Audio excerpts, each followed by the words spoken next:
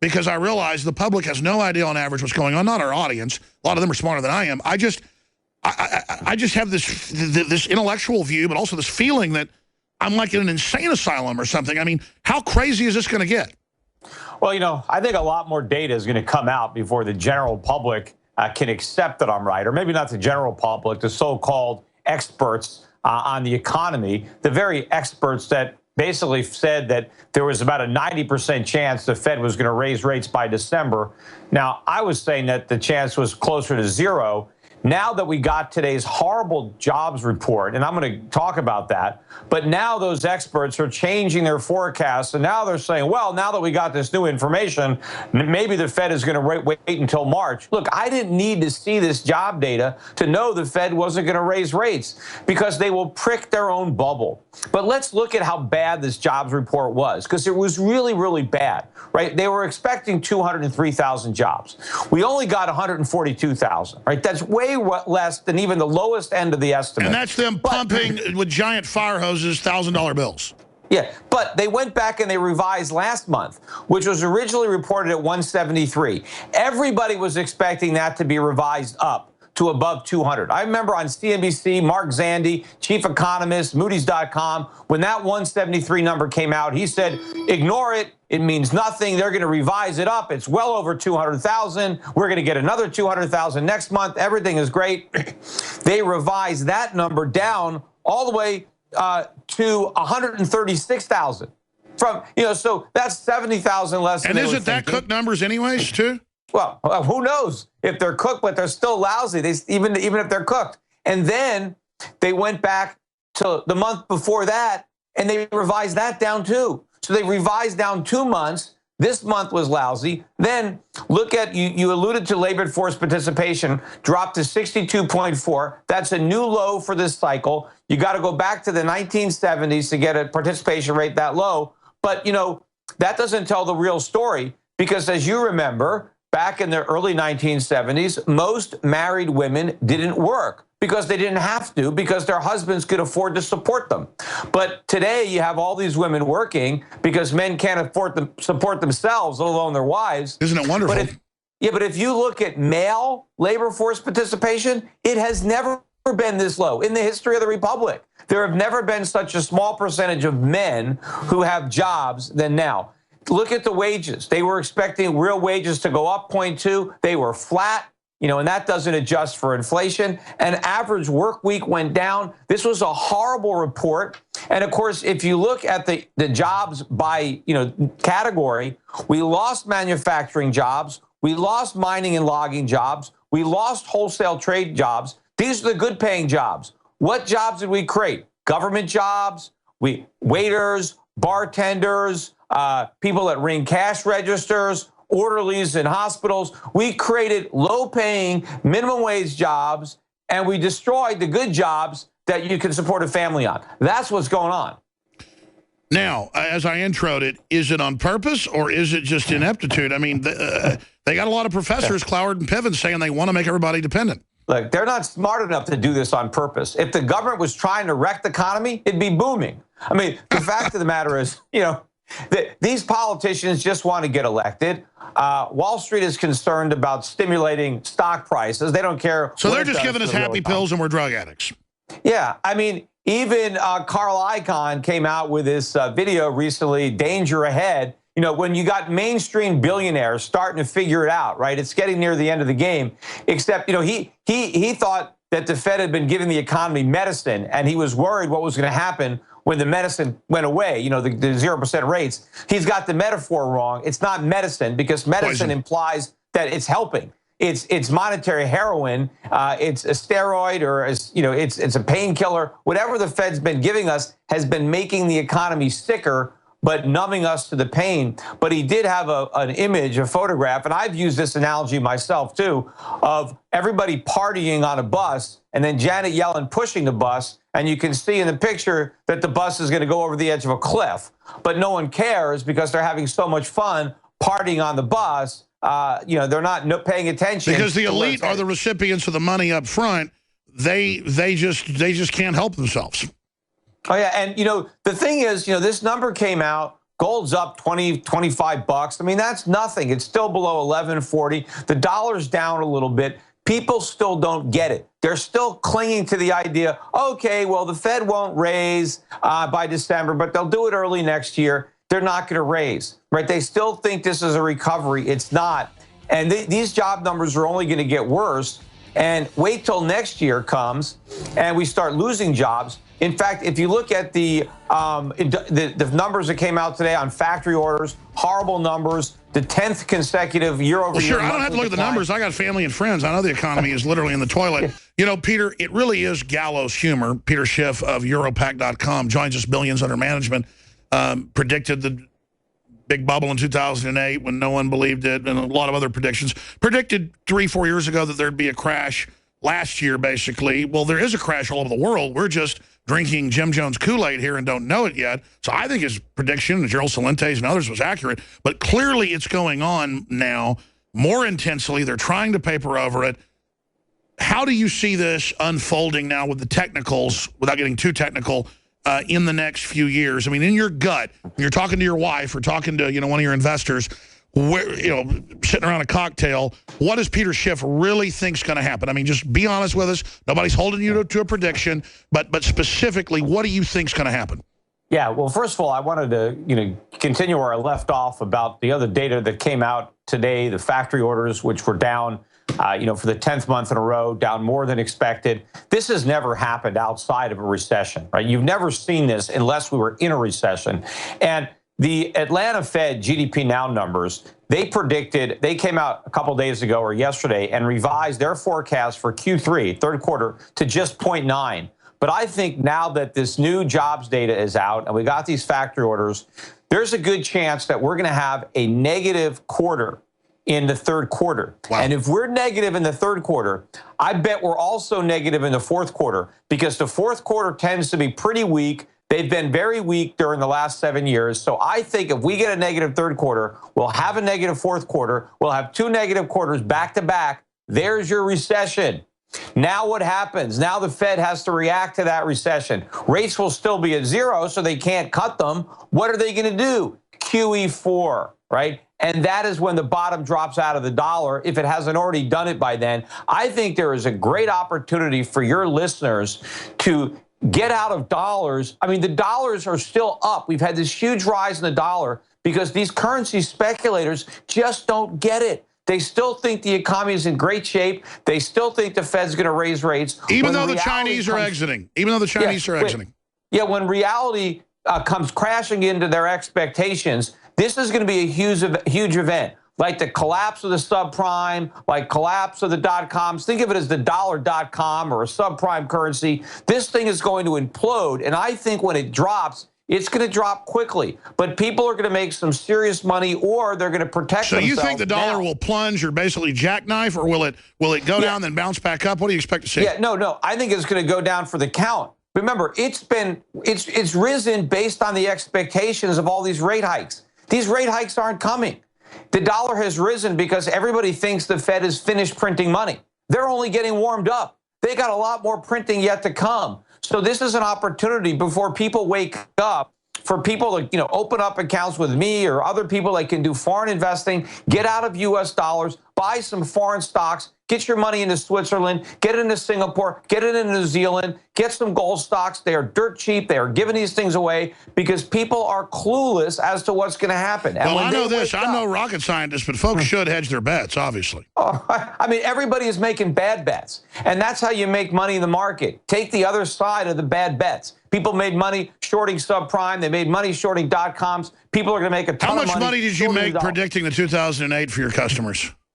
Well, my customers lost in 2008, right? I had customers that made a lot of money in 2007 on the collapse of subprime. But in 2008, all the foreign stocks that we owned went down. The dollar went up in 2008.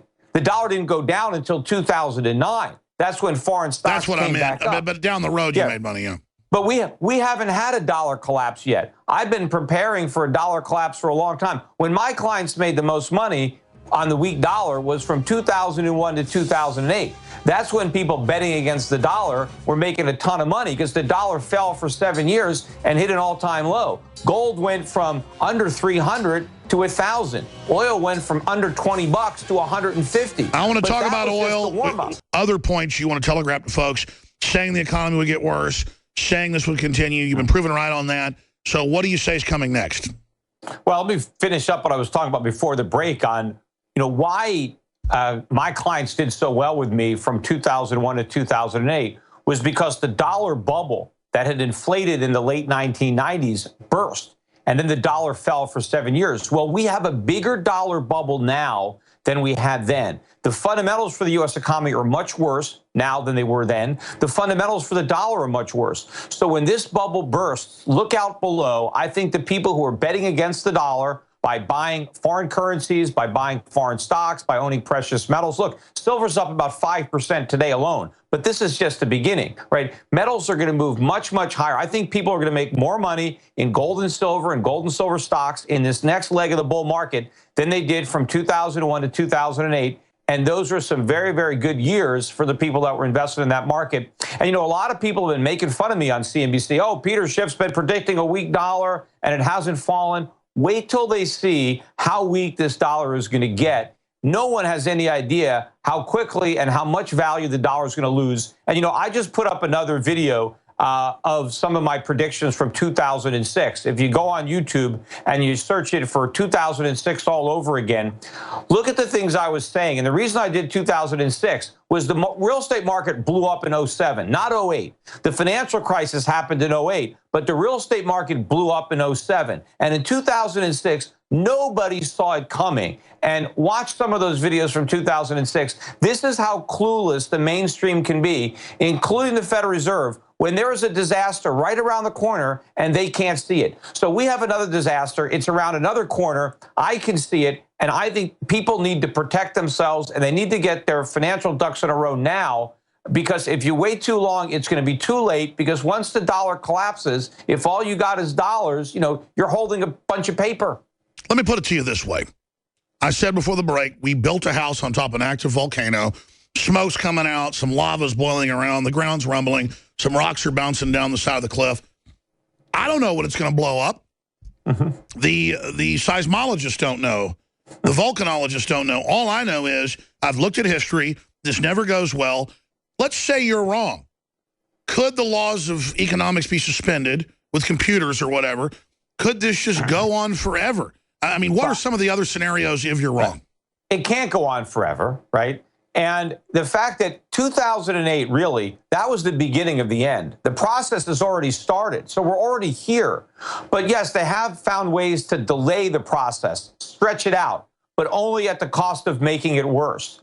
Realizing the Fed now is really in a box because they've been pretending they were going to raise rates for years, and now their backs are to the wall, and they have to admit that they're not going to do it. And when they have to launch QE4, and when everybody thought the Fed was finished and that it had worked, and now they find out that it didn't work and they have to do it all over again, the Fed's credibility is gone, and the next leg of the dollar bear market is going to begin. And this is not going to be, stretched out beyond the decade. I mean, we're going to live through this. Look, the Chinese are already selling their treasuries. This is the tip of a huge iceberg. I think all these emerging market economies from Southeast Asia, from Latin America, are going to be dumping their treasuries maybe by next year. All these countries bought trillions of dollars worth of treasuries in 2010, 2011, when they were fighting a currency war to prevent their currencies from rising as we were doing quantitative easing. They're not going to make that same mistake twice. The next time the dollar goes down, it's not going to have any friends. No one's going to be buying it. No one's going to fight that currency war again. America's going to lose that war. Sure. And anybody that owns the U.S. dollar is going to lose that war. I think my gut tells me, and looking at the economics and history, I think you're on the money. I think other weird stuff could happen, stuff so upside down and so crazy. But regardless, we're headed into some very unstable times. I want to make this point, get your take on it, and then go to calls. Peter Schiff, again, is our guest right now. You're listening to the Alex Jones Show. I see Putin being worshipped, being lionized. The commenters on my site, but other mainstream sites, YouTube, as if he's Jesus or something. I see that as a bellwether of the incredible disdain, discontent, hatred the American people have, the disillusionment with our government and the mainstream media. At the same time, I mean, look at how popular Trump is, or look at Bernie Sanders. I mean, people are fed up and they are reaching for anything that's different, right? Anybody that sounds like maybe they can make a difference. And, you know, one of the things I like about Trump is he's got a lot of the problems right. He identifies the problems that a lot of other candidates don't want to address, but he doesn't really offer solutions that will work, because the solutions that will work, you know, involve a lot of political. Yeah, it involves cutting programs. But he doesn't want to talk about that. He says, I'm going to save Social Security. I'm going to give out free health care, right? So he doesn't want to really Sounds say, like a Democrat. I've got the bitter tasting medicine. He's got the right problems, but he's got quackery type of solutions that aren't going to work. I agree. So let's get into Putin, because I want your take on this specifically to finish it. I see the collapse in American confidence, mainstream news saying Putin's now the leader of the free world. Not that Putin's really the leader of the free world. It's that we've lost so much confidence, the world has, that this serious situation in Syria, pun intended, is really the iceberg peeking up above the surface, showing that the world is beginning to turn on America. I mean, I really think the full confidence of the world is beginning to shift, and once it goes, it's going to go quick. Yeah, and what's going to accelerate that process is the drop of the dollar, and then piercing this mystique that we've got this great economy, this sound economy, that our leaders know what they're doing, that our central bankers are somehow geniuses. When that myth is pierced, right, this is a whole new ball game, and the world is going to look at America through a whole different perspective. What do you expect that fallout to be like? It's not going to be pretty. You know, I mean, we're going to have to get used to living in a whole new reality where, you know, the dollar is not the center of the monetary system, and that means Americans can't live beyond our means. I mean, Americans take for granted that we can buy all kinds of stuff that we don't produce. We don't have the factories that make all the stuff. You know, our production is so low. In fact, you know, my brother was doing some calls of reporters asking, you know, why are you not, you know, covering all this horrible manufacturing data that all the Fed surveys are showing? And the reporter told my brother, well, we don't really pay attention to manufacturing anymore because it's such a small part of the economy, nobody cares about it, which says so much, A, that it's so small, but B, that nobody even cares about it. You need to care about it because it shouldn't be small. They're How totally can we delusional. not manufacture? If we want to consume, we have to produce. So we live because the world is dumb enough to trade the stuff they produce. We produce for the paper money. And these people don't think that's a problem. It just shows the fundamental disconnect that when things do collapse, which it will, what goes up must come down. They are going to be just a nightmare force to deal with. Can you imagine these hordes of ignorant trendies, Peter, what they're going to be like during a depression? Oh, look, you know, America had a lot more civility during the 1930s when we had that depression. Can you imagine what would go on bread lines today? I mean, what would Americans do in a situation like the 1930s? I mean, look what happens, you know, look how they riot and loot just, you know, when something goes wrong, or look at what they do when their team wins a sporting event. You know, I mean, imagine something really bad, you know, imagine what's going to happen then. You know, the sad part is pretty soon we're not going to have to imagine it. We're going to live through it. It's a time bomb. We live on top of time bomb. We are sitting on top of time bomb, and our politicians and leaders are not doing anything to try to reverse this, but they are buying armored redoubts. So I guess I think the establishment knows where this is going, Peter. They're just trying to put it off as long as they can and trying to milk it. Well, absolutely. And, you know, by postponing it, they extend and pretend. But the problems get worse. That means the solution ultimately is more painful, but it does provide a window of opportunity for people who have not yet prepared themselves financially to do so. And that's, you know, one of the reasons I come on your program. I think it's important for people to be prepared. I mean, when this thing collapses, I want as many Americans as possible not to go broke because so many will. And the important thing is to have people that understand you know, why the country's in so much trouble, to have the resources to help do something, to help build it back up again. Well, if government just would cut its size and cut taxes, we'd be fine. But you're absolutely right. Folks need to be prepared. Everything the system wants is for us to be dependent. Let's take some phone calls here. Let's go ahead and talk to a Wild in Wisconsin. You're on the air with Peter Schiff. Hey, Mr. Jones. To interlink these two guests, Mr. Schiff, can you please explain to me the dynamic ways money has become a tool, number one, for population control and brainwashing? Well, money's used for social engineering. Go ahead, Peter. Well, I don't know about brainwashing. I mean, they certainly do that in the public school system, that's for sure. But, you know, money, the government uses money to buy votes, and those votes give it power. And that's what happens. You know, we encourage bad behavior through the tax code. We give people money not to work. We give people money to have children out of wedlock. We punish people when they work hard. We take their money. You know, when you really realize how few rights you have in America is when you go out and start a business. That's when the government really starts. Oh yeah, you find out, don't you?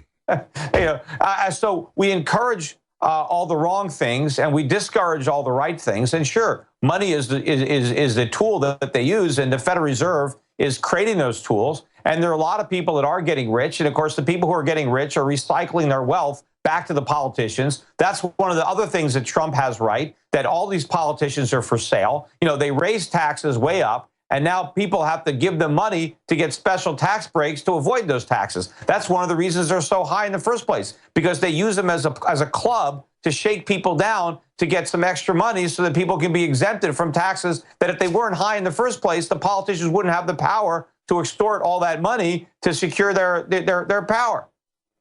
Let me ask Peter this question. Aren't more and more people just going to stop complying with the system? Well, eventually out of necessity. I mean, if you can't even survive and pay the taxes, I mean, yes, compliance is going to go down. That's one of the reasons I got my dad dying in prison, is because he's there to discourage people from not paying taxes. Hey, don't pay your taxes. Look, you're going to end up like Schiff. But look, you know, the income tax has created more cheaters than golf. I mean, most people cheat because that's the only way they can survive.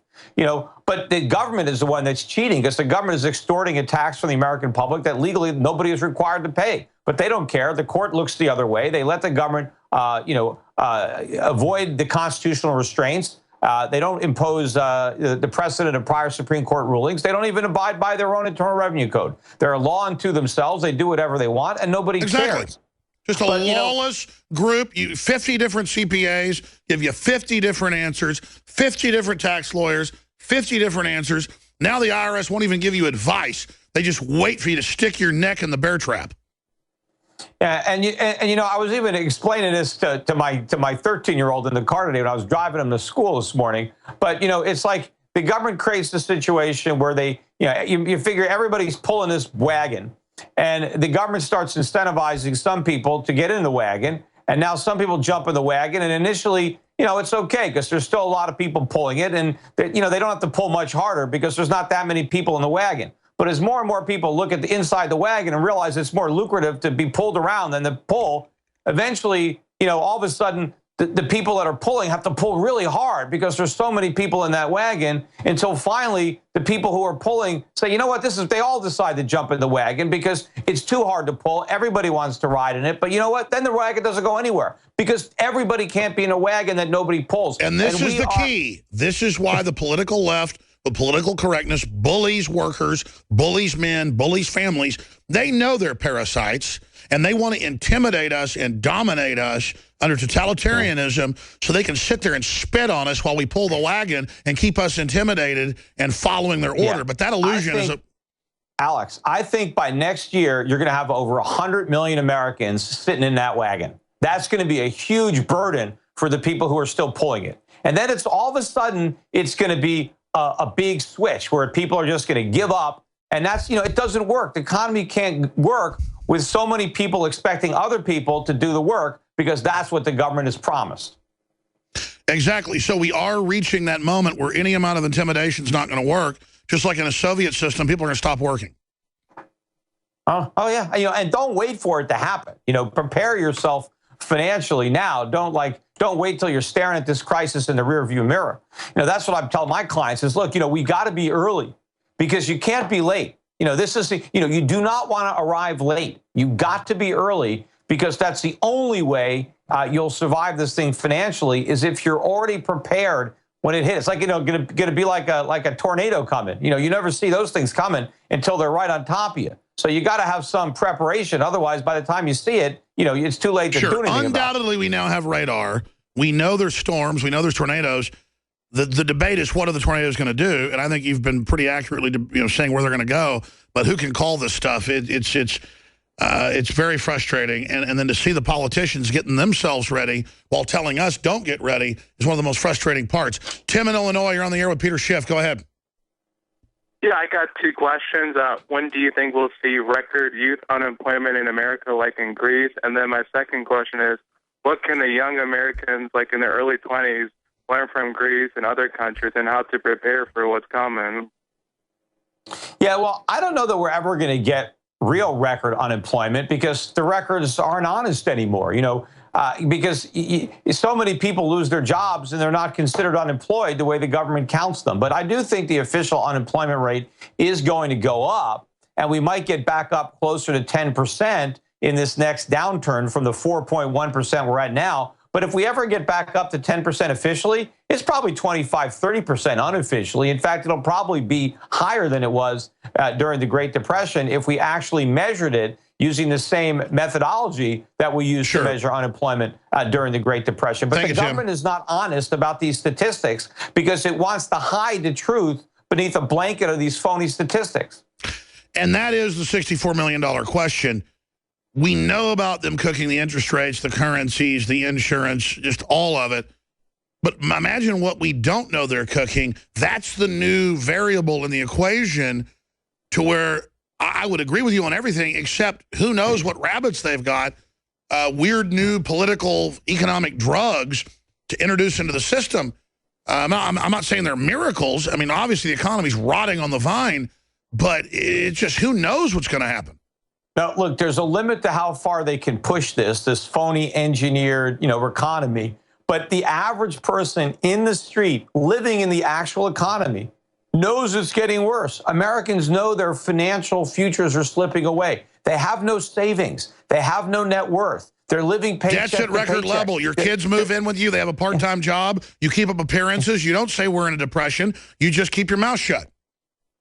Yeah, and the powers that be, whether it's on Wall Street or in Washington, they don't want to acknowledge the reality. They still want to hide behind these statistics. The stock market's at a record high. Home prices are at a record high. Yeah, who can afford to buy a house? We have record numbers of people renting, and the rents are going up. That is the problem, and so are the utility bills, and so are the property taxes. That's inflation. More people are spending now 30, 40, 50% of their incomes on rent. This is a poor country. When you have to spend more and more of your money on rent, then you're going to have to spend more and more of your money on food. This is characteristic of what happens in a poor country. This is not a wealthy country, an industrial country. Exactly. Those costs should be going down. Housing costs should be going down. That's a sign of wealth.